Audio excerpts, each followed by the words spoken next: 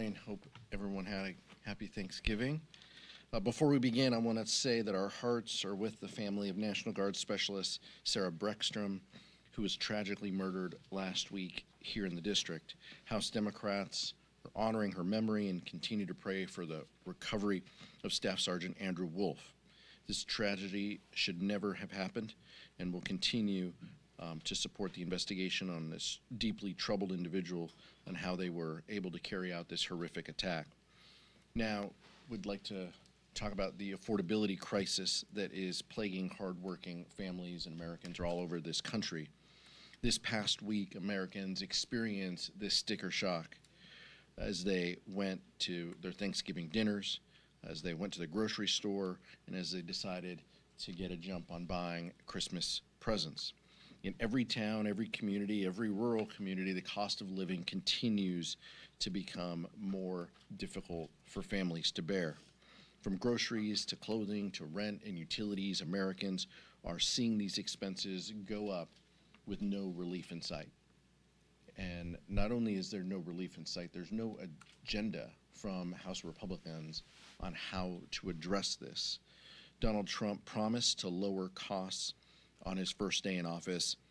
This was one of the many broken promises from this president. The Republican economic policies have only made this worse. On top of the cost of living crisis, Americans are on the brink of losing access to quality and affordable health care if Republicans allow the affordable care tax credits to expire. There is no time to waste. We have a discharge petition that is active, that has Democratic support. That is the only path to deliver the health care certainty and stability that Americans need.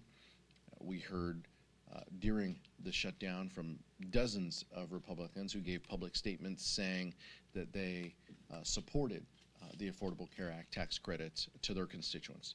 This is their opportunity to make that right. This is their opportunity to stand up for health care, to stand up for their constituents, and to stand up to Speaker Johnson and Donald Trump, who are willing to let these tax credits expire to hurt the American people. This is the only real solution, and Republicans should take it before it's too late. Now I'll turn it over to Vice Chair Ted Lieu. Thank you, Chairman Aguilar. I also want to add my sincere condolences to the family of Sarah Breckstrom, the National Guard soldier senselessly killed last week. And I also pray that Andrew Wolf, the other National Guard soldier fighting for his life, pulls through. As Chairman Aguilar has said, we have an affordability crisis. That's one reason Donald Trump is polling at the lowest level ever for a modern-day president at this point in a term. Only 36% approval, over 60% disapproval.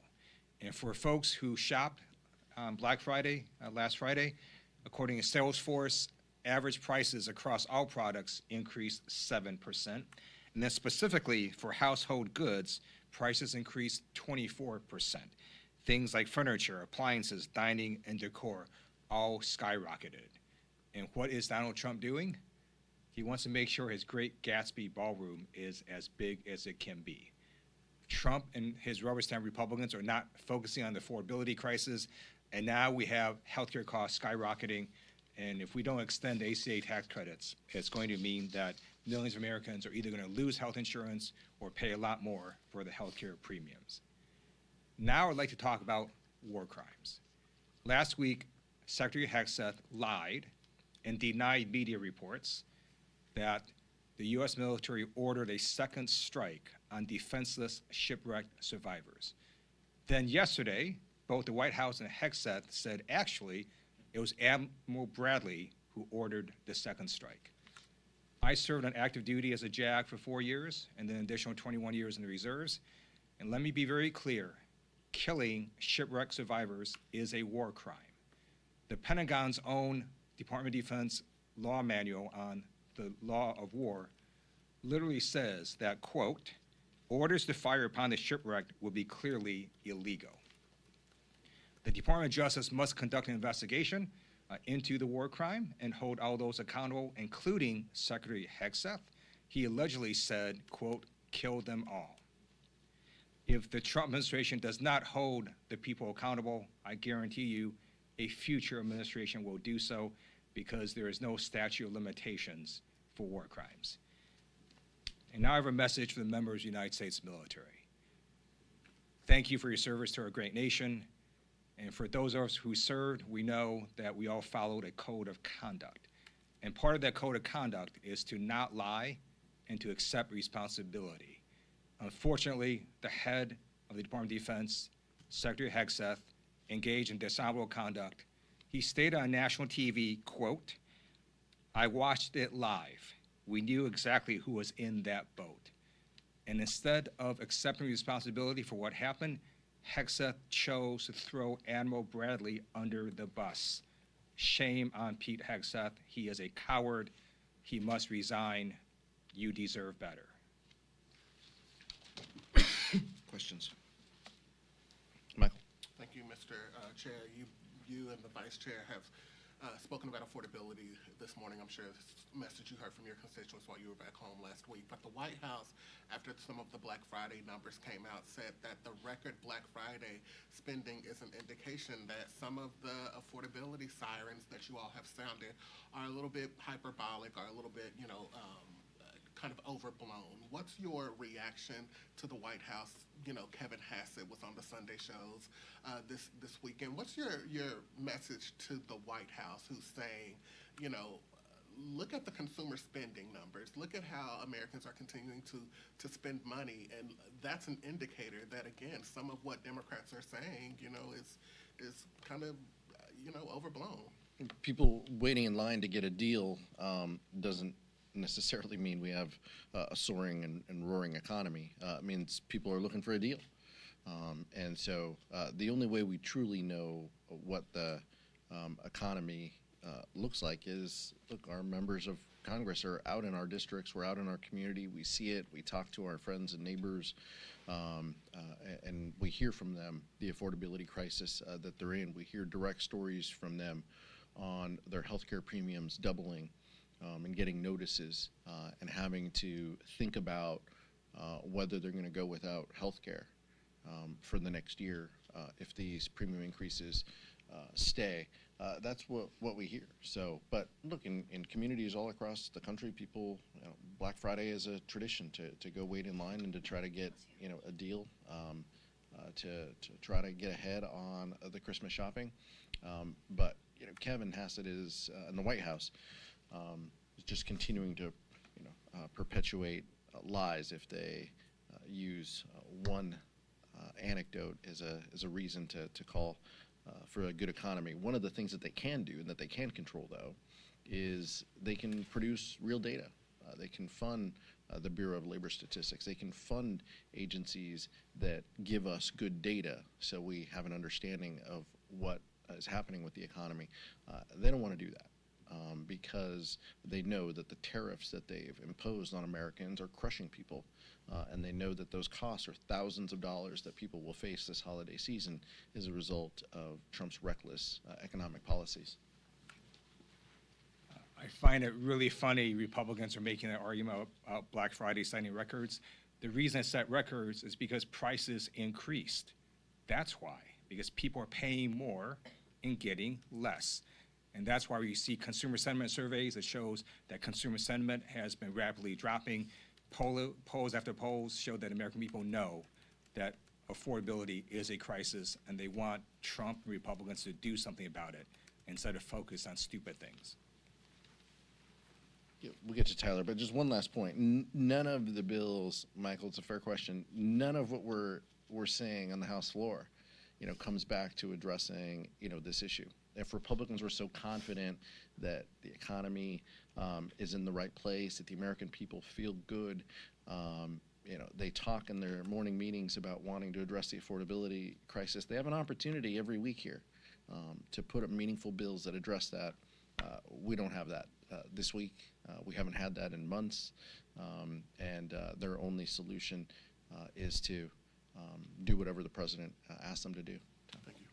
Thanks, Mr. Chairman. A question for both you and maybe a little more for Vice Chair Lieu, because you discussed Secretary Hegseth in your opening statement.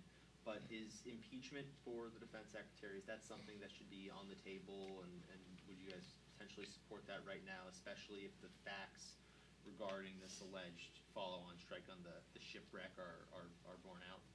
Yeah, let's not draw the conclusion before we hear the evidence. I appreciate that both Senate majority and minority members, as well as House Armed Services members, Chairman Rogers and Ranking Member Smith, indicated that they want a full accountability to what's happening in Venezuela, especially with the strike, as the Vice Chair mentioned. That's where this should start. Look, Republicans are not going to impeach Pete Hegseth. We feel he should resign. The Vice Chair said that multiple times from this podium. I've said he's the most unqualified Secretary of Defense that we've ever had in this country. So that's how we personally feel. But when it comes to the evidence and the accountability and the oversight, let's go through that process. But members of the military, need to tell the truth, as the Vice Chair said, and we need a full accounting of what happened on that day with that strike in particular, and whether there were crimes that were committed. I agree with Chairman Aguilar that we need a full accounting to get all the facts first. But we already do know that Secretary Hegseth lied, as did Sean Parnell at the Department of Defense. He also lied.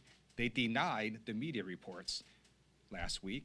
And then just yesterday, the White House and Hegseth himself confirmed, yeah, a second strike was ordered, and then they threw Admiral Bradley under the bus. That's what happened. Kyle Maduro with the PBS NewsHour. When it comes to the expiration of the expanded ACA subsidies, how much are you constrained by what can get 60 votes in the Senate? And are you willing to compromise at all on the Democratic discharge petition in order to get a handful of House Republicans on board that you would need to successfully move a discharge petition? Republicans have said that they want an extension, that they support the Affordable Care Act tax credits. We're giving them an opportunity to do that. That's what this discharge petition is about. As Leader Jeffries has said for months, Democrats will go anywhere and have any discussion with our Republican colleagues about addressing the Affordable Care Act tax credits or the affordability crisis. If Republicans want to have a conversation about solutions, we're all ears. What we're saying is we have a solution. We have a solution with more than 200 supporters. Work with us and let's address this. But right now, the Republican conference is in chaos. They haven't had a healthcare strategy ever. So we're not just going to sit around and wait for them to come up with 1 year, 3-year health savings account, all these things that they don't have consensus among themselves. They're in disarray and disagree with their own leadership on this. And it appears that Donald Trump might even disagree with them. Because before the holiday, he was willing to engage on this reportedly. So what we're saying is, if we have a solution, we have a vehicle, we have an opportunity, let's take this step, and then we can have conversations about what goes on in the Senate. I'm not a Senate expert, and so we're not pretending to be. We're trying to pass legislation out of this chamber. Open to Congressman Fitzpatrick's framework if the details are released in the next week or so? Look, we're open to solutions that deliver support for the American people. We have a viable solution with 200 supporters plus. If any member of the Republican Party has a solution with 200 supporters, we're willing to have a conversation. Thank you.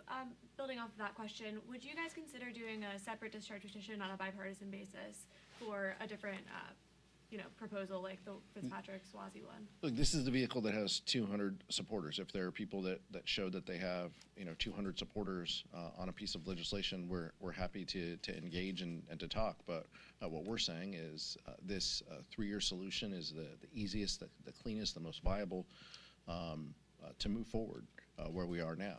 We understand how to count votes. Catherine Clark is great at that. And so we're going to continue to follow the guidance of our members, but we want real solutions. We don't want talking points and working groups, so we want real solutions to the American people. The clock is ticking. The end of December is coming quickly, and people deserve relief. So that's what our proposal is focused on delivering. And leading off of that, so are you open to a 2-year extension as opposed to a 3-year with reforms, which is what Swazi and Fitzpatrick seem to be talking about right now, if they can show you that it can pass the Senate and get signed in the White House? What we're saying is there's 200 plus Democrats on this discharge petition. If Republicans want to work with us on this, if they want to deliver for the American people, they have a real opportunity to do it. But don't just join a working group and put a press release out to your constituents saying you're willing to engage. Sign a discharge petition, force a vote. We're willing to have conversations with anybody, anytime, anywhere on the affordability crisis and specifically these tax credits, but they have had plenty of time. They have known that these tax credits were going to expire for years, and they chose to do nothing about it, including Congressman Fitzpatrick when he supported the big ugly law. And so Republicans have known that this crisis was coming. They chose to do nothing about it. So if they're truly serious about this, we have a proposal, we have a solution. Let's take that step, and then we can have conversations about what can be passed into law. But it's clear that the president is even open to this before Speaker Johnson got a hold of him. Thank you so much.